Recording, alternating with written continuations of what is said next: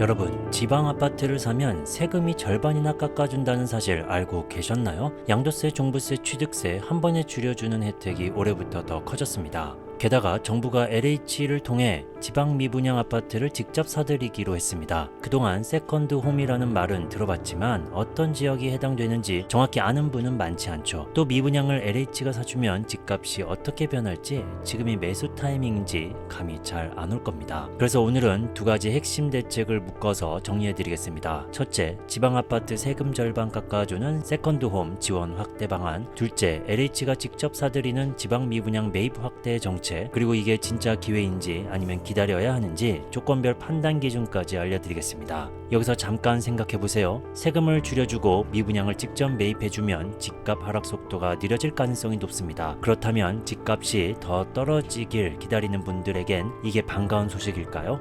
아니면 부담스러운 뉴스일까요? 반대로 살 계획이 있었던 분들에겐 정책 기한 내에 움직이는 게 좋은 선택이 될 수도 있습니다. 오늘 내용 끝까지 보시면 내가 지금 당장 움직일지 아니면 조금 더 지켜볼지 판단하실 수 있을 겁니다. 이번에 발표된 대책 그냥 작은 제도 손질이 아닙니다. 잘만 활용하면 양도세, 종부세, 취득세 이 세 가지를 한 번에 줄일 수 있고 LH가 미분양 아파트를 직접 사들이면서 가격 하락 흐름을 바꿀 수도 있습니다. 특히 지방에 집을 하나 더 갖고 싶은 분들 혹은 지방 신축 아파트를 눈여겨보고 있었던 분들에겐 절호의 기회가 될 수 있습니다. 그런데 모든 지역이 해당되는 건 아니죠. 인구 감소 지역, 인구 감소 관심 지역, 그리고 비수도권 준공후 미분양 단지 중 일부만 대상입니다. 대상 지역을 정확히 모르고 움직였다간 혜택을 전혀 못 받을 수도 있습니다. 게다가 이 혜택과 LH 매입 확대 정책은 영원히 지속되지 않습니다. 대부분이 2025년, 2026년 한시 적용이고 특히 비수도권 미분양 주택 특례는 올해 12월 31일에 종료됩니다. 그래서 오늘 영상 후반에서는 혜택을 적용받을 수 있는 지역과 단지 조건,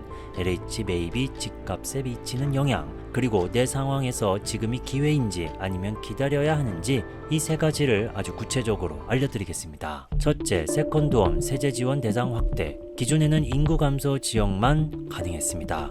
이번에 인구 감소 관심 지역까지 확장됐습니다. 인구 감소 지역은 전국에 89곳, 대표적으로 강원 평창 태백, 전북 남원 정읍, 경북 안동 영주, 경남 거창 남해 등이 있습니다. 인구 감소 관심 지역은 18곳, 예를 들어 경기 동두천 포천, 강원 속초 강릉, 경남 통영 사천, 대전 동구 대덕구 등이 있죠. 판단 포인트, 실거주나 장기 보유 계획이 있고 대상 지역 내 입지, 인프라가 괜찮은 단지라면 기회가 될 수 있습니다. 반대로 장기 인구 유출이 심하고 생활 편의 시설이 부족한 지역이라면 대기가 유리합니다. 둘째, 주택 가액 제한 완화, 양도세, 종부세, 재산세 특례 적용 가능한 주택 공시가격 상한이 4억에서 9억 원으로 올랐습니다. 취득세 감면이 가능한 주택 가격 기준도 3억에서 12억 원으로 확대됐습니다. 이 말은 지방에서도 신축, 중대형 아파트를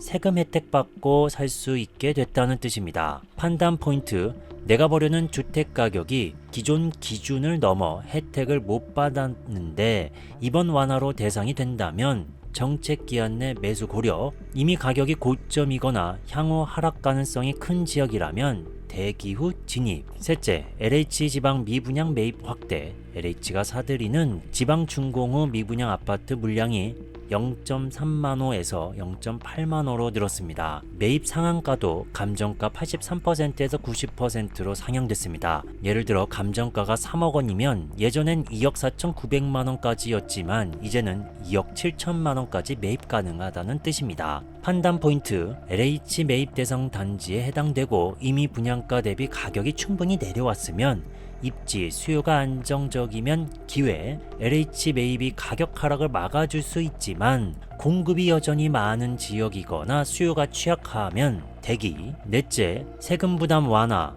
환매 조건, 허그가 미분양을 매입할 때 부과하던 취득세, 재산세, 종부세를 면제, 환매 시 부담되는 취득세도 없앴습니다. 이는 LH, 허그 매입 사업 참여자, 특히 건설사와 투자자에게는 자금 회수 속도를 높여주는 효과가 있습니다. 판단 포인트, 실거주 목적이라면 세금 완화 자체는 이득이지만 투자 목적이라면 매입 후 환매 조건과 시세 회복 가능성을 반드시 확인해야 합니다. 다섯째, 어떤 미분양이 대상인가? 비수도권 중공업 미분양 아파트가 핵심 대상입니다. 예를 들어 충북 혁신도시 일부 단지, 전남 목포 신도시, 경북 포항 김천 신축, 전북 군산 익산 대단지 아파트 등, 즉 수도권을 제외한 지방 대도시 외곽이나 신도시, 혁신도시 신규 아파트 중 준공 후에도 팔리지 않는 물량이 해당됩니다. 판단 포인트, 입지, 생활 인프라, 배후 수요가 탄탄하면